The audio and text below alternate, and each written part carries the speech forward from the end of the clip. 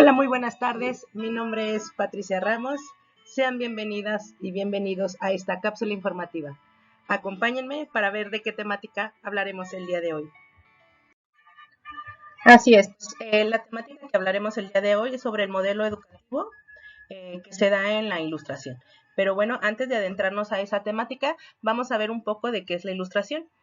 También es conocida como el siglo de las luces. Se pretendía iluminar con la luz del conocimiento o de la razón todos los misterios, acabar con supersticiones y sobre todo acabar con la ignorancia. Esta parte surge como el resultado de las nuevas ideas y de los nuevos conocimientos científicos. Aquí prácticamente en esta época lo que se pretende es que el Estado fuera el que se encargara de la educación pública y sacara a la iglesia. Ahora bien, el modelo educativo de la Ilustración aparece como un reflejo de nuevas ideas educativas que se generan en Francia. En este siglo de las luces trasciende a México y bueno, pues ahorita vamos a conocer qué es lo que se pretende. Así es. Bueno, lo que se pretendía justamente en esta época era conocer y dominar por medio de la razón. Otra de las características era instruir y educar a la totalidad de la población. Y otra de las características muy importantes que se da aquí es despertar la conciencia de los educandos a la valoración de la libertad y la igualdad. La Ilustración reivindica el derecho del Estado frente a la Iglesia de ser el formador de la ciudadanía. Aquí proclama el valor del conocimiento científico, desplazando totalmente a la Iglesia. Así es, la Ilustración propone 4 postulados en esa época que van a desencadenar una gran revolución educativa. ¿De qué se trata? Pues bueno, primero nos mencionaba que la educación fuera universal, que la educación fuera gratuita, obligatoria y laica. En esta época hubo una tendencia intelectual llamada el enciclopedismo. Aquí en esta parte hacían un intento de resumir el conocimiento existente en enciclopedias. Ahora bien, vamos a introducirnos a la Ilustración cuando llega a México. En esta época, Justo Sierra y José Vasconcelos van a ser los promotores de estas ideas educativas para poder afianzar la autonomía e identidad nacional. Lo que se pretendía justamente era apartar a la Iglesia de todos estos asuntos educativos, quedando fuera de los programas educativos lo que era la teología y la religión. Ahora, un punto muy importante que se da en esta época justamente es la introducción de las escuelas lancastarianas. Y bueno, pues en esta época se va a dar una escasez de profesores y lo que hacen justamente es habilitar a auxiliares a los alumnos que eran más destacados o más avanzados y para que puedan impartir clases, pero en aquel entonces se le daba clases de 150 a 200 alumnos.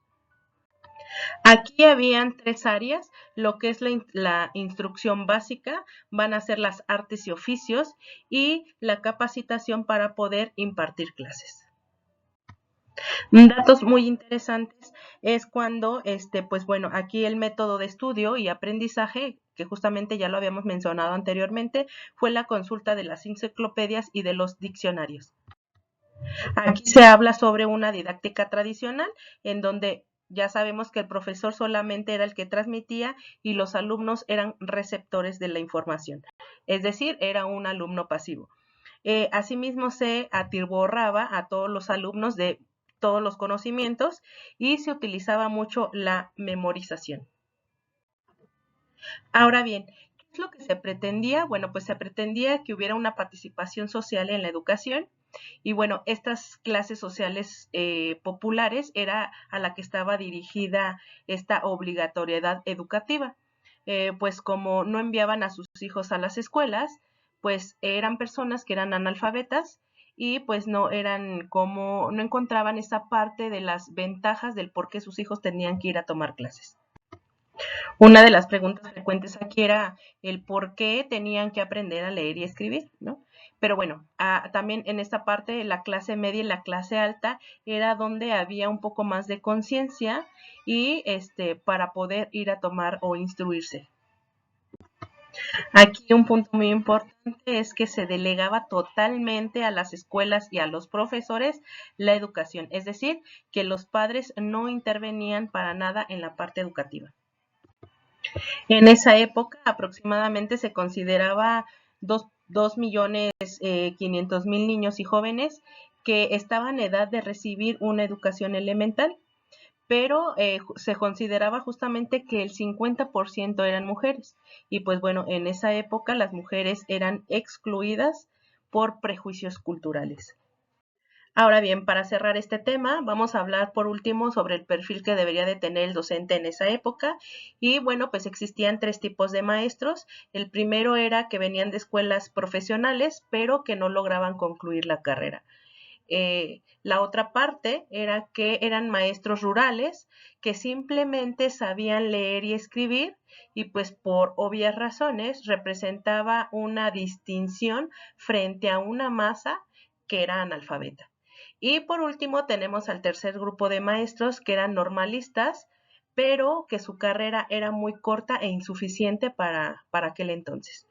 Y pues bueno, concluimos con esta parte en donde nos menciona que el maestro ilustrado era quien conservaba una gran autoridad dentro del aula, dentro del salón de clases, pero que asimismo tenía un alto prestigio dentro de la sociedad.